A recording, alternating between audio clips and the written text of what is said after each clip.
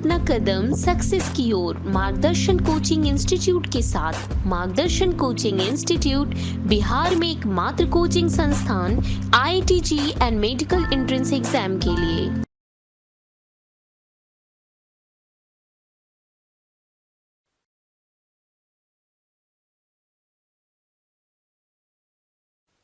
Welcome बच्चों। तो आपने वैलेंस बॉन्ड थ्योरी देखा था,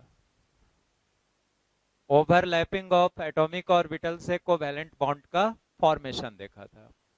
तो अब हम लोग CH4 के फॉर्मेशन को, CH4 मीथेन, नाम तो जानते ही होंगे, जो नहीं जानते वो लिख लेना। सब बहुत छोटी बातें हैं जो आपको आनी चाहिए। मीथेन, तो हम लोग अब मीथेन के फॉर्मेशन को वैलेंस बॉन्ड थ्योरी से एक्सप्लेन करने की कोशिश कर रहे हैं। तो जैसे मीथेन में कार्बन है और हाइड्रोजन है।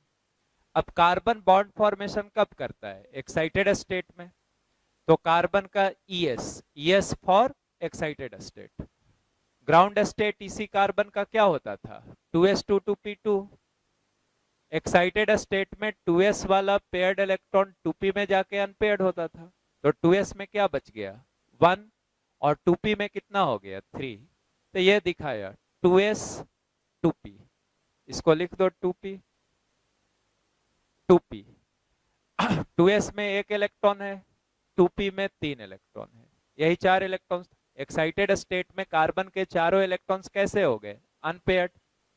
अब आओ CH4 में कार्बन के साथ बॉन्ड फॉर्मेशन के लिए जो एटम अवेलेबल है, प्रेजेंट है, वो हाइड्रोजन है। तो यहाँ हाइड्रोजन का कॉन्फ़िगरेशन मालूम है आपको, 1s1। तो हाइड्रोजन के एक एटम के पास एक ही इलेक्ट्रॉन है, अनपेयर्ड तो है ही। तो ये दिखाया 1s स्फेरिकल शेप, 1s में एक इलेक्ट्रॉन, 1s में एक इलेक्ट्रॉन, 1s में एक इलेक्ट्रॉन, 1s में एक इलेक्ट्रॉन। हाइड्रोजन कितने बार आया था? 4 बार। तो 4 बार हाइड्रोजन लिखा, डन। अब क्या होगा? VBT क्या कहता था कि दो एटम्स के बीच कोवैलेंट बॉन्ड का फॉर्मेशन उनके वैलेंस शेल एटॉमिक ऑर्बिटल्स के ओवरलैप से होता है। तो चलिए एटॉमिक ऑर्बिटल्स का ओवरलैप कीजिए। कार्बन का 2s हाइड्रोजन के 1s से ओवरलैप किया, और ये SS ओवरलैपिंग है। तो ये कैसा ओवरलैपिंग होगा? एक्सियल। तो इससे जो बॉन्ड बनेगा वो कौन सा बॉन्ड बना? Sigma bond, right. अब फिर आइए, ये एक 2px हुआ, 2py हुआ, 2pz हुआ, राइट। तो अब ये 2px 1s का ओवरलैप, तो 2p और 1s sp ओवरलैपिंग, ये भी एक्सियल हुआ। फिर सिग्मा बॉन्ड, फिर 2py 1s की ओवरलैपिंग, ये भी एक्सियल हुआ। फिर सिग्मा बॉन्ड, और फिर 2pz 1s की ओवरलैपिंग, ये भी एक्सियल हुआ। फिर सिग्मा बॉन्ड। क्योंकि s और p के बीच जो ओवरलैपिंग होती है वो सिर्फ एक्सियल ओवरलैपिंग। तो मतलब CH4 में ये CH4 था, हमको दिख रहा था कि कार्बन हाइड्रोजन के साथ 4 सिग्मा बॉन्ड बनाया है। किन ऑर्बिटल्स के ओवरलैप से बनाया? तो वो दिख गया कि एक बार ये 2s 1s के ओवरलैप से बना, बाकी बार 2p 1s ओवरलैप से बना, और 2p में एक बार 2px 1s ओवरलैप से, दूसरी बार 2py 1s ओवरलैप से, और तीसरी बार 2pz 1s ओवरलैप से, राइट। तो ये 4 सिग्मा बॉन्ड बन गया मीथेन में। अब देखो लिखा है यहां कि if above is considered to be true, अगर ये वैलेंस बॉन्ड थ्योरी सही है, एटॉमिक ऑर्बिटल के ओवरलैप से CH4 में कार्बन हाइड्रोजन बॉन्ड का फॉर्मेशन अगर हो रहा है, तो अगर ये बात सही है, above is considered to be true, इसको सच माना जाए, then the CH bond, carbon hydrogen bond formed by SS overlapping, कहां पे SS ओवरलैपिंग हुआ है? यहां पे, formed by SS overlapping, should be different, DIFFT, different from the CH bond formed by sp overlapping with respect to length and strength. अब आओ इतना समझते हैं। देखो इस चार में से जो एक कार्बन हाइड्रोजन बॉन्ड है वो 2s और 1s, कार्बन का 2s का हाइड्रोजन के 1s के साथ ओवरलैपिंग से बन रहा है, जबकि बाकी तीन जो CH बॉन्ड्स हैं वो कार्बन के 2p का हाइड्रोजन के 1s के साथ ओवरलैपिंग से बन रहा है। तो अब आओ कार्बन के 2p में तीन ऑर्बिटल्स हैं, एक px है, एक py है और एक pz है, और 2px, 2py, 2pz ये तीनों साइज, शेप और एनर्जी के रिस्पेक्ट में एक दूसरे से कैसे हैं? आइडेंटिकल। 2px, 2py, 2pz, तो these three are identical with respect to shape, size and energy, right? तो 2px 1s या 2py 1s या 2pz 1s के ओवरलैप से जो तीन CH बॉन्ड बने, ये तीनों बॉन्ड लेंथ या बॉन्ड स्ट्रेंथ के रिस्पेक्ट में आइडेंटिकल होंगे, लेकिन चूंकि हमें मालूम है कि 2s की साइज 2p के साइज के बराबर नहीं है, तो जो CH बॉन्ड 2s 1s के ओवरलैप से बना उसकी बॉन्ड लेंथ या bond strength 2p 1s overlap से बनने वाले बाकी CH बॉन्ड के लेंथ या स्ट्रेंथ से आइडेंटिकल नहीं होना चाहिए। यह कब की बात हम लोग कर रहे हो? जब CH4 के फॉर्मेशन को, मतलब CH4 में कार्बन हाइड्रोजन बॉन्ड के फॉर्मेशन को हम वैलेंस बॉन्ड थ्योरी से एक्सप्लेन कर रहे हैं, तो पा रहे हैं कि चार CH बॉन्ड में से एक CH bond 2s 1s overlap से बन रहा है, जबकि बाकी के तीन CH bonds 2p 1s overlap से बन रहे हैं। तो जो 2p 1s ओवरलैप से बन रहे हैं उनका जो लेंथ होगा या स्ट्रेंथ होगा वो तो आइडेंटिकल होगा, लेकिन 2s 1s से बनने वाला जो CH बॉन्ड होगा उसका लेंथ या स्ट्रेंथ 2p 1s से बाकी के बनने वाले तीन CH बॉन्ड के लेंथ या स्ट्रेंथ से आइडेंटिकल नहीं होगा। तो यहां तक आ गए हम लोग। अब आओ, also the bond angle should be 90 degree because of participation of p orbitals in bond formation. तो ये क्या कहा? तो ये कहा कि बॉन्ड एंगल, तो देखो बॉन्ड एंगल क्या है? HCH ये बॉन्ड बन रहा, HCH ये बॉन्ड बन रहा, HCH ये बॉन्ड बन रहा, HCH ये बॉन्ड बन रहा, तो यही बॉन्ड एंगल हुआ HCH। तो कहा कि ये जो बॉन्ड एंगल होना चाहिए, अगर हम VBT से CH4 के फॉर्मेशन को एक्सप्लेन कर रहे हैं, तो HCH जो बॉन्ड एंगल होना चाहिए ये 90 डिग्री होना चाहिए। क्यों? Because of participation of p orbitals in bond formation. आप जानते हैं कि px, py और pz एक दूसरे से परपेंडिकुलर है, तो एक बन रहा 2px 1s ओवरलैप से, दूसरा बन रहा 2py 1s ओवरलैप से, तो इसके बीच का एंगल कितना होना चाहिए? 90 डिग्री। s ऑर्बिटल का शेप तो स्फेरिकल होता है, तो जो HCH बॉन्ड एंगल है वो 90 डिग्री होना चाहिए because of participation of p orbitals in the formation of CH bond. और p ऑर्बिटल्स जो px, py, pz हैं ये म्यूचुअली एक दूसरे के साथ परपेंडिकुलर हैं। तो दो कंक्लूजन होना चाहिए। CH4 को जब हम वैलेंस बॉन्ड थ्योरी के बेसिस पे एक्सप्लेन कर रहे हैं, तो पहला कंक्लूजन ये कि एक जो CH bond 2s 1s overlap से बन रहा है उसकी लेंथ और स्ट्रेंथ बाकी के तीन CH बॉन्ड जो कि 2p 1s ओवरलैप से बन रहे थे से अलग लेंथ और स्ट्रेंथ के होंगे। वो 2p 1s वाले जो तीन थे उन तीनों CH बॉन्ड की लेंथ और स्ट्रेंथ समान होगी, लेकिन 2s 1s ओवरलैप से जो CH बॉन्ड बना उसकी लेंथ और स्ट्रेंथ उनसे डिफरेंट होगी। तो ये पहला कंक्लूजन। दूसरा कंक्लूजन कि HCH के बीच जो एंगल होना चाहिए वो कितने डिग्री का होना चाहिए, 90 डिग्री का।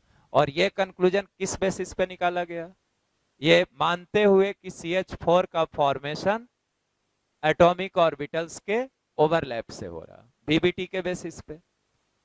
अब आओ आगे लिखा, however experimentally it is observe that, जब CH4 मॉलिक्यूल को एक्सपेरिमेंटली ऑब्जर्व किया गया तो क्या पाया गया, that all 4 CH bonds are identical in length and bond angle is of 109 degree 28 minute. तो जब CH4 को एक्सपेरिमेंटली ऑब्जर्व किया गया तो पाया गया कि सभी 4 CH बॉन्ड की जो लंबाई है वो कैसी है बच्चों, समान है। जबकि BBT के हिसाब से होना यह चाहिए था कि एक CH बॉन्ड जो 2s1s ओवरलैप से बन रहा था उसकी लेंथ या स्ट्रेंथ बाकी के 3 CH बॉन्ड जो 2p और 1s के ओवरलैप से बन रहे थे उनसे अलग होनी चाहिए थी। लेकिन एक्सपेरिमेंटली क्या पाया गया कि चारों CH बॉन्ड की लंबाई सेम है। दूसरी बात यह पाई गई and bond angle is of 109 degree 109 degree 28, ऊपर डैश है मिनट के लिए, तो 109 डिग्री 28 मिनट।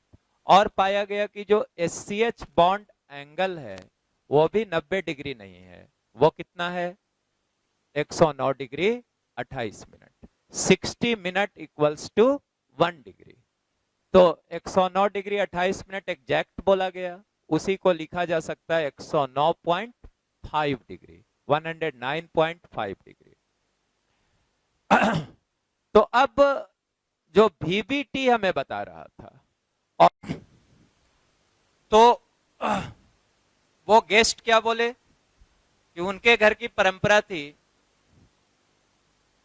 कि उन लोगों को जो भी कलर पोरेगा, जो भी रंग पोरेगा वो एक ही कलर का होना चाहिए।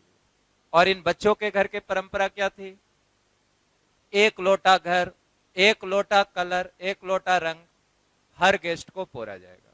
बट इनके पास अब चारों लोटा में डिफरेंट डिफरेंट कलर्स थे। अब ये चारों थोड़ा प्रेशर में आ गए, दबाव महसूस करने लगे। तब इन लोगों ने आपस में बात किया कि देखो ये 4 डिफरेंट कलर्स हैं, 4 लोटा तो हैं, एक एक लोटा सभी के पास, चारों के पास, तो 4 लोटा हुआ।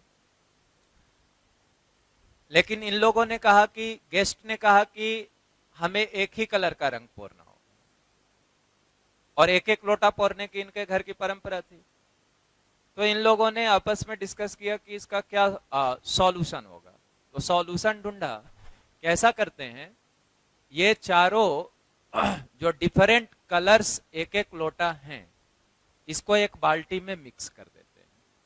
जब एक बाल्टी में मिक्स कर देंगे तो कितना मिक्स किए थे, 4 लोटा, तो मिक्स होने के बाद भी वो कितना रहेगा, अमाउंट तो वही रहेगा, 4 ही लोटा रहेगा।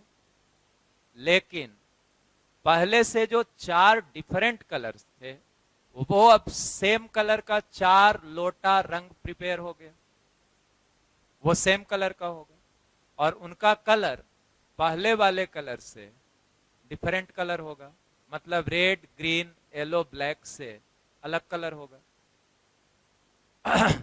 तो बच्चों ने वही किया कि वो चारों डिफरेंट कलर को एक बाल्टी में मिला दिया और फिर उनका 4 लोटा सेम कलर का न्यू कलर प्रिपेयर हो गया, उनको पोर दिए, सॉल्यूशन निकल गया। कार्बन के साथ भी कुछ ऐसा ही है, यही कहानी है कि कार्बन को क्या चाहिए, अगर चारों CH बॉन्ड की लेंथ और स्ट्रेंथ आइडेंटिकल होनी है तो कार्बन हाइड्रोजन के साथ जो ऑर्बिटल बॉन्ड बनाने में यूज करे that must be identical with respect to shape, size and energy.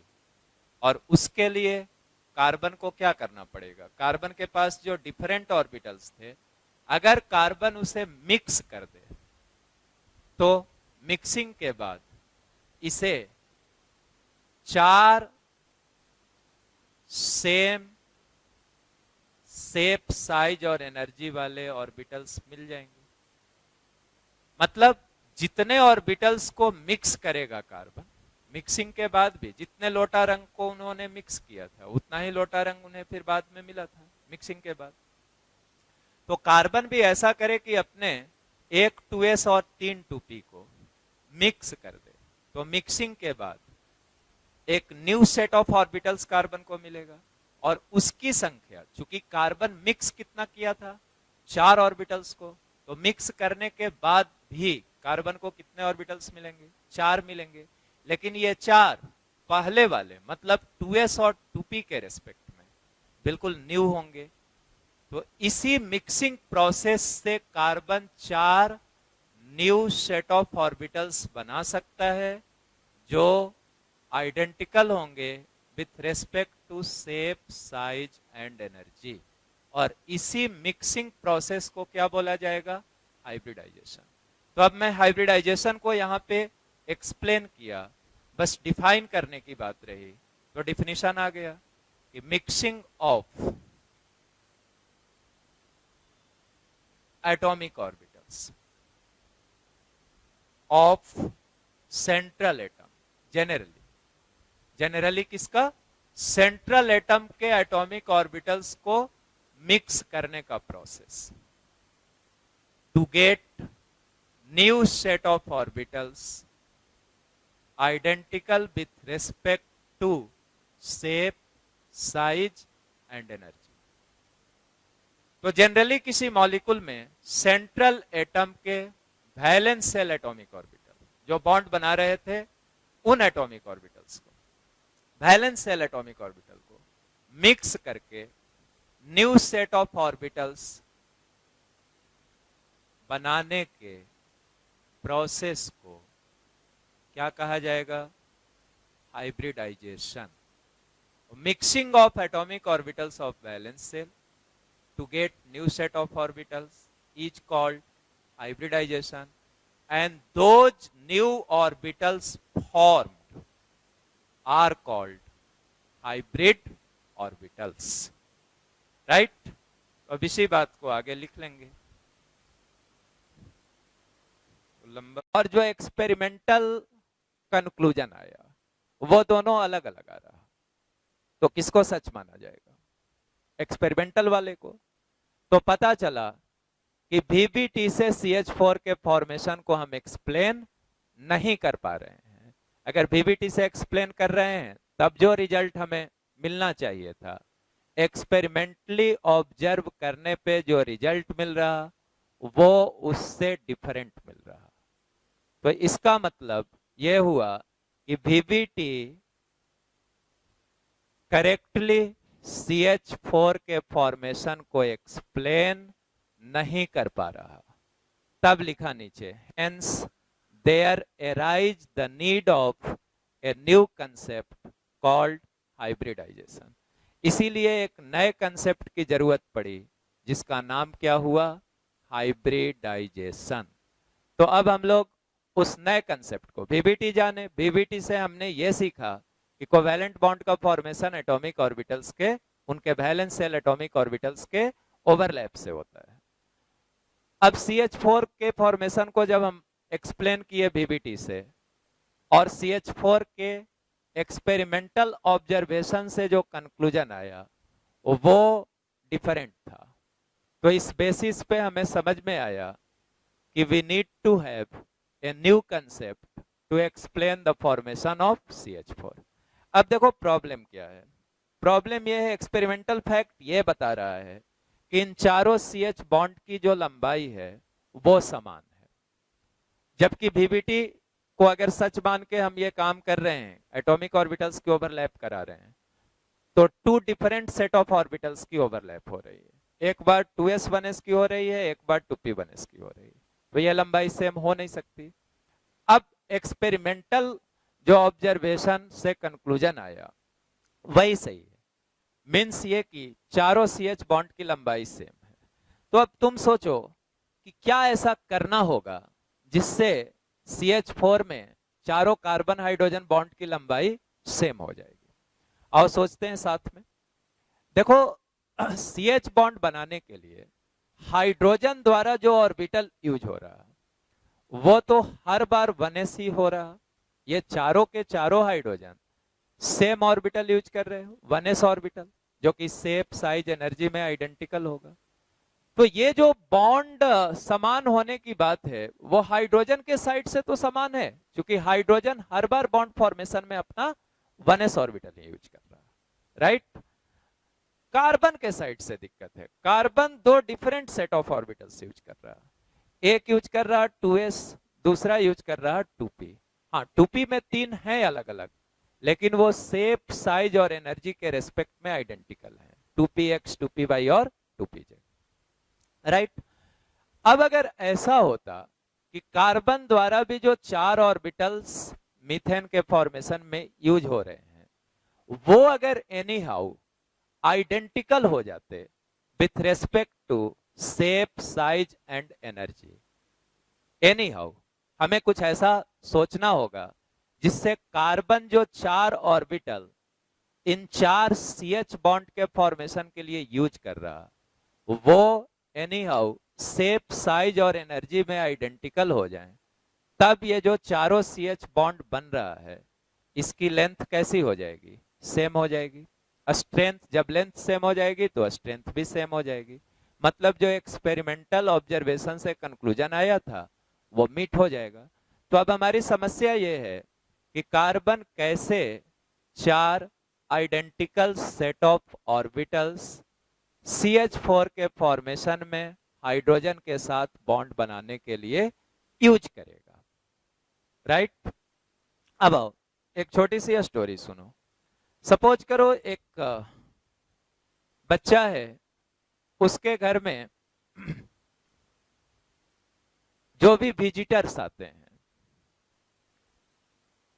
उसके लिए एक उसके घर का परंपरा है, ट्रेडिशन, कि जो भी घर में आएगा उसको 1 लोटा रंग पोरा जाएगा।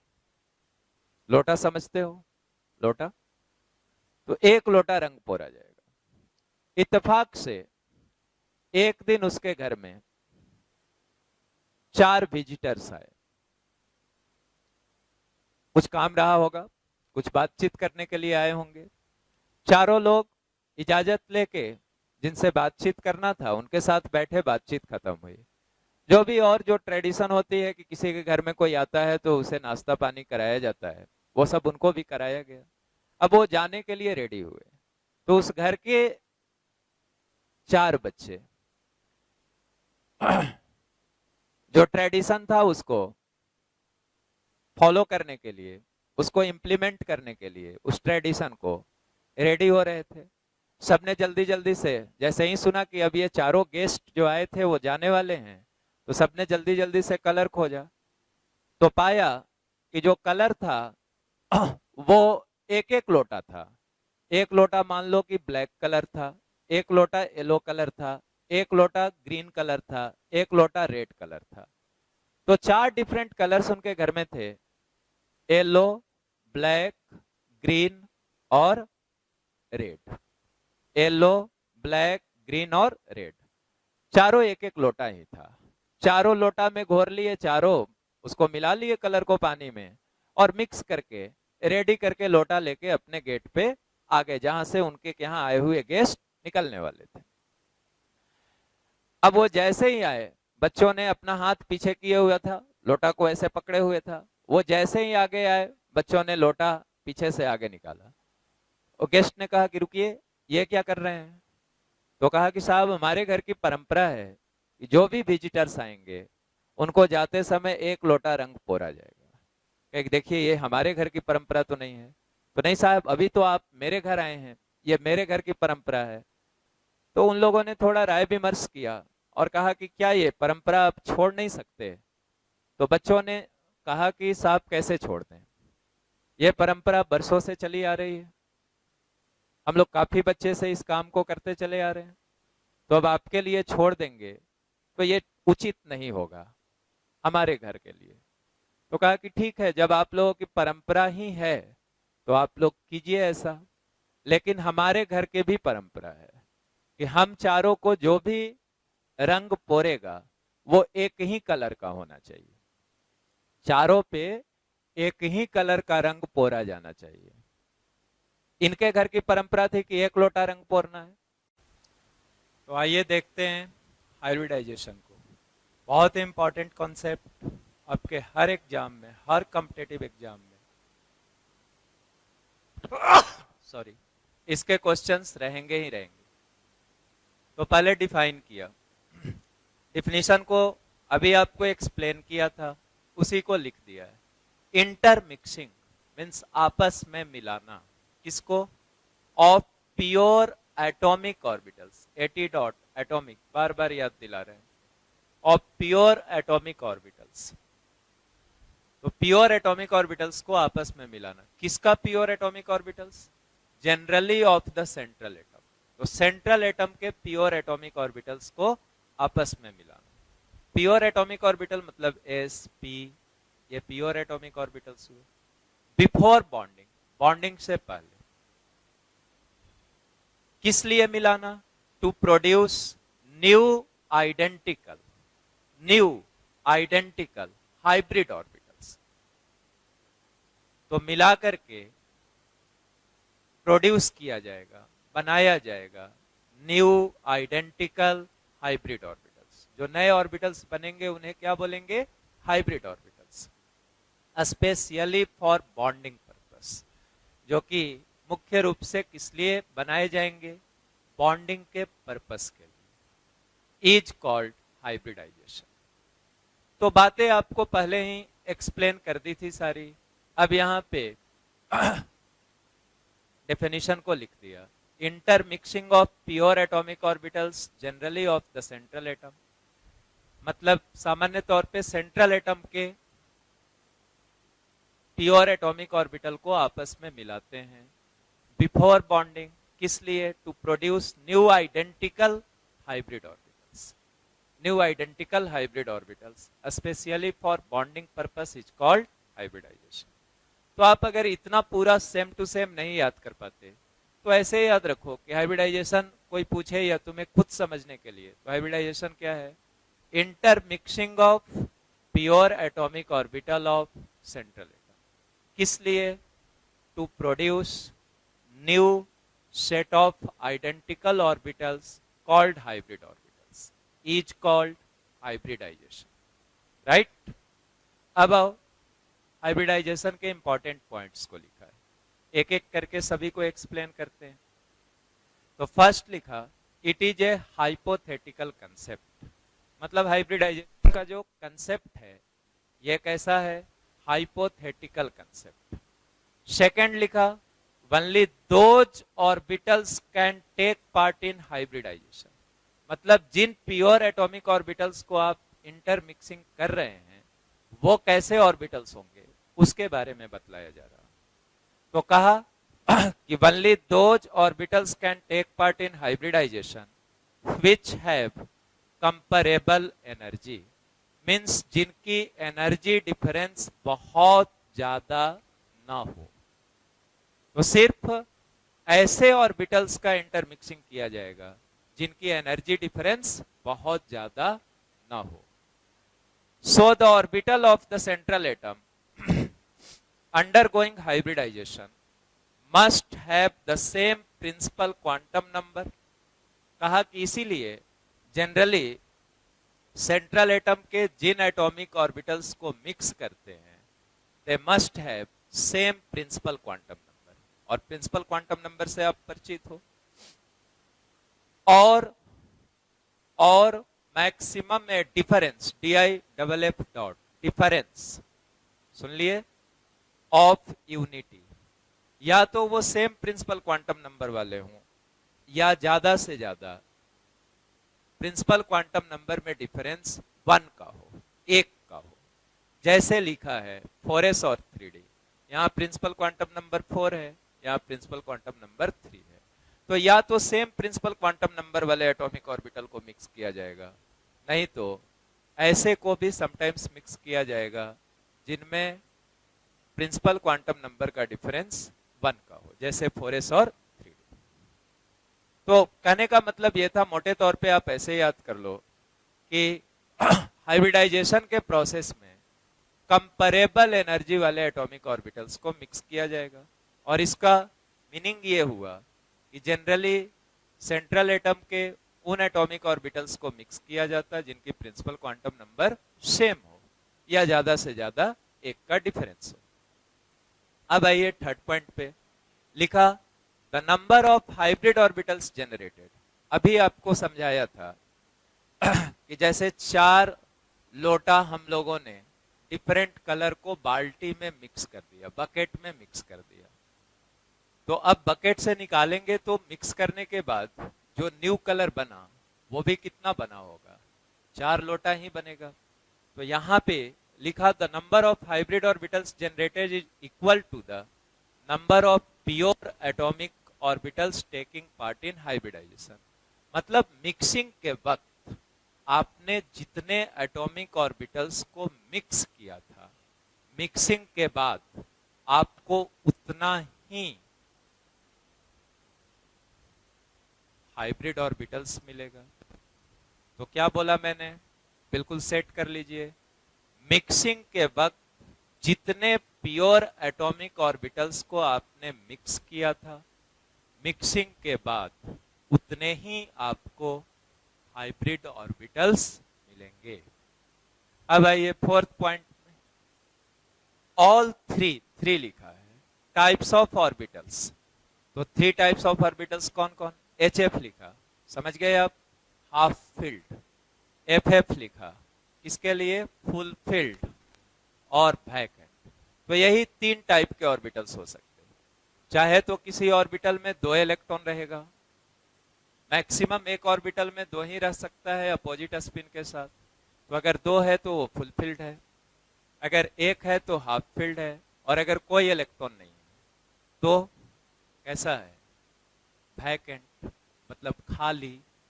तो कहा कि all 3 types of orbitals, half filled, full filled, vacant, can take part in hybridisation. तो तीनों तरह के ऑर्बिटल्स हाइब्रिडाइजेशन में भाग ले सकते हैं, हाफ फिल्ड भी, फुल फिल्ड भी, वैकेंट भी। ऐसे ज्यादातर, मोर जनरली ज्यादातर केस में हाफ फिल्ड ऑर्बिटल भाग लेता, लेकिन ऐसा नहीं है कि फुल फिल्ड और वैकेंट वाले भाग लेंगे ही नहीं, ये भी लेंगे, मोस्टली हाफ फील्ड वाले लेते हैं। अब आइए 5th पॉइंट में। तो 5th पॉइंट लिखा the hybrid orbital generated will be represented as. जो हाइब्रिड ऑर्बिटल जनरेट होगा intermixing of pure atomic orbital से, वो इस तरह का होगा। इसमें देखो 2 लोब्स है, ये स्मॉलर लोब हुआ और ये बिगर लोब हुआ। जो बिगर लोब हुआ यही बड़ा वाला lobe participates in bond formation. तो जो हाइब्रिड ऑर्बिटल जनरेट होगा उसमें 2 लोब्स होंगे, एक छोटा लोब, एक बड़ा लोब। जो बड़ा लोब होता है वही बॉन्ड फॉर्मेशन में पार्टिसिपेट करता है, राइट।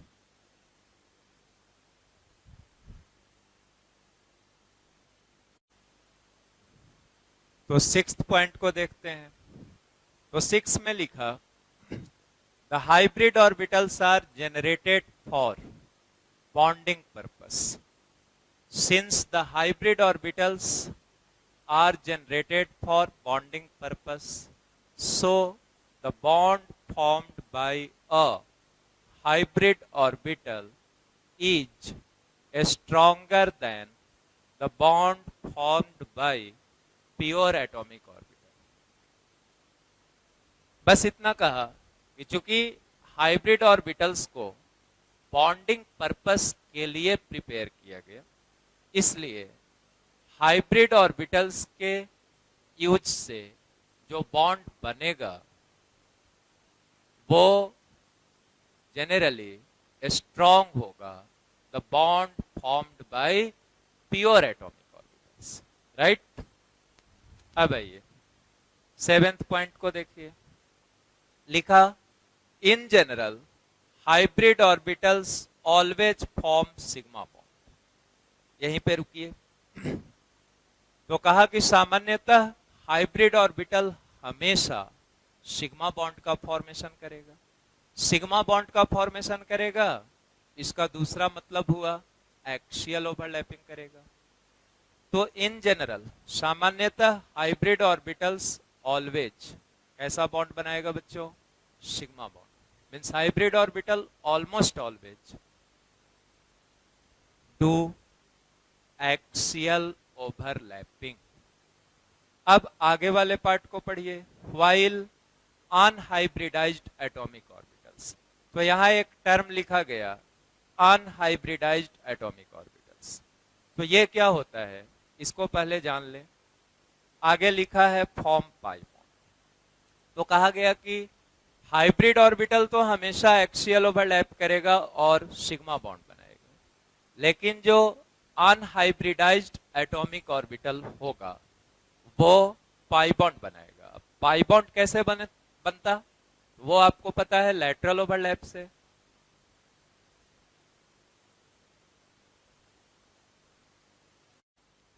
तो जो अनहाइब्रिडाइज्ड ऑर्बिटल्स था वो क्या बनाएगा, पाई बॉन्ड। और पाई बॉन्ड कैसे बनेगा, लैटरल ओवरलैप से। अब आइए ये समझिए कि अनहाइब्रिडाइज्ड ऑर्बिटल्स किसे कहेंगे, तो इसको आराम से समझिए। जैसे मान लीजिए कि कोई एटम है सेकेंड पीरियड का, सेकेंड पीरियड का एटम है, मीन्स उसके वैलेंस सेल में 2s और 2p ऑर्बिटल्स हैं, राइट। अब 2s तो एक ही है संख्या में, s ऑर्बिटल की संख्या 1 होती, s सब सेल में एक ही ऑर्बिटल होता था, लेकिन p सब सेल में तो 3 ऑर्बिटल्स हैं। कौन कौन, px, py और pz। तो 2s और 2p मिला के 4 हैं, एक 2s और 3 2p। अब मान लीजिए कि हाइब्रिडाइजेशन के दौरान, मतलब इंटरमिक्सिंग के दौरान, एक 2s और 3 2p को मिक्स कर दिया गया। 3 2p को मिक्स कर दिया गया मीन्स 2px, 2py और 2pz, तीनों को 2s के साथ मिक्स कर दिया गया। तो जब एक 2s के साथ 2px, 2py, 2pz, मतलब 2s plus 2px plus 2py 2pz, ये सारे मिक्स हो गए, तो अब उस एटम के पास वैलेंस सेल में कोई ऐसा ऑर्बिटल नहीं बचा जो हाइब्रिडाइजेशन के दौरान मिक्स नहीं हुआ, तो उसके पास अनहाइब्रिडाइज्ड ऑर्बिटल्स नहीं।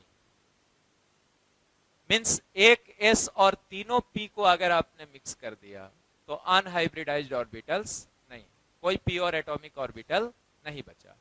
लेकिन दूसरे सिचुएशन में आप एक s के साथ 2p को मिक्स कीजिए, मतलब एक s ले लीजिए 2s प्लस एक 2px ले लीजिए और एक 2py ले लीजिए। तो s के साथ आपने कितने p को मिक्स किया, 2p को। बाकी एक जो 2pz है आपका, वो तो मिक्सिंग में भाग नहीं लिया, तो वो ऑर्बिटल जो हाइब्रिडाइजेशन के दौरान इंटरमिक्सिंग में भाग नहीं लेता हो, वैसे ऑर्बिटल को कहेंगे अनहाइब्रिडाइज्ड ऑर्बिटल। तो आपने इसको अच्छे से सुना कि वो ऑर्बिटल जो हाइब्रिडाइजेशन के दौरान इंटरमिक्सिंग में भाग नहीं लेता हो, ऐसे ऑर्बिटल को क्या बोलोगे, अनहाइब्रिडाइज्ड ऑर्बिटल। तो मिक्सिंग किसका करते हो, जनरली वैलेंस सेल के ऑर्बिटल्स का। तो वैलेंस सेल का वो ऑर्बिटल जो हाइब्रिडाइजेशन के दौरान मिक्सिंग में भाग नहीं लिया, उसको क्या बोलोगे, अनहाइब्रिडाइज्ड ऑर्बिटल। अभी वाले एग्जांपल को ही फिर रिपीट कर रहा कि 2s के साथ हमने 2px और 2py को मिक्स किया, मतलब एक s ऑर्बिटल और 2 p ऑर्बिटल, बाकी एक जो 2pz बचा रहा उसको क्या बोलोगे, अनहाइब्रिडाइज्ड ऑर्बिटल। सिमिलरली अगर दूसरे केस में ऐसा कहें कि 2s के साथ एक ही 2p को मिक्स किया, एक ही 2p को मिक्स करने का मतलब 2s के साथ सिर्फ मैंने कह लो 2px को मिक्स किया। तो 2s के साथ अगर सिर्फ 2px को मिक्स किया तो अब हमारा 2py और 2pz ये दोनों कैसा रह गया? अनहाइब्रिडाइज्ड। तो इनको क्या बोलोगे? Unhybridised orbital. तो अनहाइब्रिडाइज्ड ऑर्बिटल अब सेट हो गया दिमाग में। वैलेंस शेल के वो एटॉमिक ऑर्बिटल जो हाइब्रिडाइजेशन के दौरान इंटरमिक्स नहीं किए गए हों उनको कहेंगे अनहाइब्रिडाइज्ड ऑर्बिटल्स। अब जो अनहाइब्रिडाइज्ड ऑर्बिटल्स बचे रहेंगे अगर उनके पास अनपेयर्ड इलेक्ट्रॉन होगा, वैलेंस शेल के वो एटॉमिक ऑर्बिटल्स जो हाइब्रिडाइजेशन के दौरान मिक्स नहीं हुए, उनके पास अगर अनपेयर्ड इलेक्ट्रॉन होगा तो वो क्या करेंगे? लैटरल ओवरलैप करके पाई बॉन्ड का फॉर्मेशन करेंगे। राइट? तो अब ये पॉइंट आपको पूरा समझ में आ गया। अब एर्थ और लास्ट पॉइंट में आइए। लिखा है the orientation of hybrid orbitals will be such that there is minimum repulsion between the hybridized orbitals। समझते हैं इसको? जैसे मान लो कि 2s के साथ 3 2p को मिक्स किया गया। एक 2s था, एक 2px था, एक 2py था, एक 2pz था। इन चारों को मिक्स कर दिया गया। तो आपने कितने एटॉमिक ऑर्बिटल्स को मिक्स किया? 4 एटॉमिक ऑर्बिटल्स को। और 4 एटॉमिक ऑर्बिटल्स को मिक्स करने से कितने हाइब्रिड ऑर्बिटल्स मिले? 4। तो अब ये जो 4 हाइब्रिड ऑर्बिटल्स मिले वो एक ही एटम के थे और वो आपस में एक दूसरे से ऐसे ओरिएंटेड होंगे जिससे उनके बीच लगने वाला रिपल्सन मिनिमम हो। तो इंटरमिक्सिंग करने पे atomic orbital, pure atomic orbital का इंटरमिक्सिंग करने पे जितने एटॉमिक ऑर्बिटल को आप इंटरमिक्स किए हो उतना हाइब्रिड ऑर्बिटल मिलेगा। अब वो हाइब्रिड ऑर्बिटल्स में भी इलेक्ट्रॉन्स है तो वो एक दूसरे से ऐसे ओरिएंटेड रहेगा जिससे उनके बीच लगने वाला रिपल्सन मिनिमम हो। तो ये सारे पॉइंट्स थे हाइब्रिडाइजेशन। राइट? अब देखिए डिटर्मिनेशन ऑफ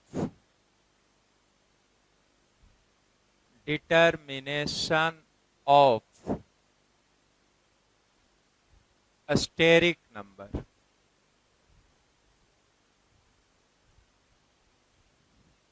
स्टेरिक नंबर को शॉर्ट में SN अब से लिखा करेंगे। तो आइए लिखें steric number of central atom. Central atom का ही हाइब्रिडाइजेशन निकालना है हमें। तो steric number of central atom equals to number of attached atoms with central atom plus number of lone pair LP lone pair on central atom। तो इसको आप box में भी रख ले सकते हैं। इसको मैं अभी याद करा देता हूं। कहा कि सेंट्रल एटम का स्टेरिक नंबर निकालना, SN फॉर स्टेरिक नंबर। तो उसके लिए क्या करना होगा? आप जो भी मॉलिक्यूल या आयन दिया हुआ है उसका लेविस स्ट्रक्चर ड्रॉ कर लीजिए। लेविस स्ट्रक्चर ड्रॉ करने से आपको यह दिख जाएगा कि वहां अटैच्ड एटम्स कितने हैं सेंट्रल एटम के साथ। अटैच्ड एटम कहने का मतलब वो एटम्स जो सेंट्रल एटम से डायरेक्टली लिंक्ड हैं, डायरेक्टली जुड़े हों। तो सेंट्रल एटम से डायरेक्टली जुड़े एटम्स को गिन लीजिए, लेविस स्ट्रक्चर ड्रॉ कीजिए। सेंट्रल एटम से डायरेक्टली लिंक्ड एटम्स को काउंट कर लीजिए, और प्लस सेंट्रल एटम पे मौजूद लोन पेयर को काउंट कर लीजिए। इन दोनों को जोड़ देने से क्या मिल जाएगा? Steric number. अब डिफरेंट अस्टेरिक नंबर के केस में हाइब्रिडाइजेशन को देखेंगे। तो मान लीजिए सेंट्रल एटम का steric number S NO dot लिख देते हैं, या एस एन ही लिखिए, यहाँ पे एस एन लिखे हैं। तो एस एन इक्वल्स टू 2 आया। सेंट्रल एटम का स्टेरिक नंबर 2 अगर आया तो इसका मतलब हुआ sp हाइब्रिडाइजेशन। sp हाइब्रिडाइजेशन कब? स्टेरिक नंबर 2 आने पे। sp का क्या मतलब हुआ, थोड़ा फिर मैं समझा देता हूं। एक s के साथ एक p मिक्स हुआ है। एक p कहने का मतलब इधर px और py और pz। तो किसी सेल के s ऑर्बिटल के साथ उसी सेल का px और py और pz में से एक मिक्स हुआ, तब उसको कह दिए sp हाइब्रिडाइजेशन। और थोड़ा चर्चा कीजिए। अगर हाइब्रिडाइजेशन sp है तो s के साथ एक ही p की मिक्सिंग हुई है, और जब s के साथ एक ही p मिक्स हुआ है तो दो p ऑर्बिटल्स, मान लो कि s के साथ px मिक्स हुआ, तो जो py और pz बच गए इनको कहोगे अनहाइब्रिडाइज्ड ऑर्बिटल्स, राइट। अब नेक्स्ट लिया अस्टेरिक नंबर इक्वल्स टू 3। तो अस्टेरिक नंबर अगर 3 है तब हाइब्रिडाइजेशन हो गया sp2। देखो यहां पे कितना आया था? 3। यहां से जोड़ो, एक s हुआ और 2 p हुआ, तो 1 + 2 मिलके कितना हो गया? 3। sp2 कहने का मतलब हुआ sp2 हाइब्रिडाइजेशन। इसका मतलब हुआ कि एक s के साथ 2 p ऑर्बिटल्स को मिक्स किया गया, मतलब you can say s + px + py। ये एक कॉम्बिनेशन हुआ। दूसरा कॉम्बिनेशन कोई कह सकता था s + px + pz। तीसरा कॉम्बिनेशन कोई कह सकता था s + py + pz। ये जरूरी नहीं कि जो 2 p मिक्स हुआ वो px और py ही हो। बस इतना कि s के साथ कोई 2 p मिक्स हुआ, वो px py भी हो सकता, py pz भी हो सकता, या px pz भी हो सकता। अब और एक बात समझिए कि जब sp2 हाइब्रिडाइजेशन हुआ तो s के साथ आपका 2 p मिक्स हो गया। तो 2 p मिक्स होने के बाद मान लो कि px और py s के साथ मिक्स किए, तो pz जो बच गया वो क्या कहलाएगा? Unhybridized orbital, right. अब आइए asterisk number equals to 4। This implies sp3 hybridization. यहां पे कितना था? 4। गिनिए, एक s हुआ, s तो हमेशा s ऑर्बिटल की संख्या 1 होगी, और p कितना मिक्स हुआ है? 3। तो जितना अस्टेरिक नंबर है ऑर्बिटल्स की संख्या जोड़ने पे उतनी ही आनी चाहिए। तो 1 + 3 4। और अब आप समझने भी लगे होंगे, तो ये 4 हो गया। अब s के साथ px + py + pz, ये तीनों p मिक्स हो गए s के साथ, तब sp3 हाइब्रिडाइजेशन हुआ। और यहां कोई भी p अनहाइब्रिडाइज्ड नहीं है। अब नेक्स्ट लीजिए asterisk number equal to 5। This implies sp3d hybridization. sp3d hybridization, जैसे अस्टेरिक नंबर यहां 5 था, तो गिनिए, एक s हुआ आपका, 3 p हुआ, तो 1 + 3 4, 1 d हुआ, तो 4 + 1 5, sp3d हाइब्रिडाइजेशन हो गया। अब यहां पे बात आया कि d ऑर्बिटल्स तो खुद 5 थे, d orbitals are 5 in number, तो उन 5 में से कौन सा d, एक ही d मिक्स हुआ है? sp3d हाइब्रिडाइजेशन में 5 में से एक ही d ऑर्बिटल मिक्स हुआ है, तो वो जो d है वो कौन सा है, तो उसको लिख दे रहे dz²। जो एक डी मिक्स हुआ sp3d हाइब्रिडाइजेशन में, इसको भी अब से याद रखिएगा, that must be dz², right. अब आइए, steric number equals to 6, this implies sp3d2 hybridisation. तो स्टेरिक नंबर 6 होने पे sp3d2 हाइब्रिडाइजेशन हो गया, और जो 2d आया, गिन लीजिए पहले, यहाँ 6 है तो यहाँ भी जोड़ने पे ऑर्बिटल्स की संख्या 6 होनी चाहिए। तो एक s है प्लस 3p है, 1 + 3 4, 2d ऑर्बिटल्स है, तो 4 + 2 6, तो 6 तो हो गए। अब है कि कौन से 2d, तो एक d होगा dx² - y², और दूसरा d होगा dz²। तो एक d dx² - y² and second d is dz², right. और स्टेरिक नंबर अगर 7 हो गया, तो दिस implies sp3d3। तो s तो एक ही रहेगा, p3 कहने का मतलब px + py + pz, उसी सेल का। अब d3 मीन्स 5d में से 3d, राइट। अब यहां देखो, गिन लो 7 आया कि नहीं ऑर्बिटल्स की संख्या, तो s1 है, p3 है और d3 है, तो 1 + 3 + 3 7 हो गया। अब यहां कौन सा 3d, तो ये देखो dxy dx² - y²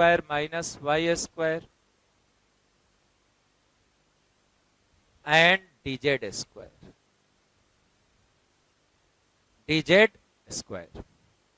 राइट।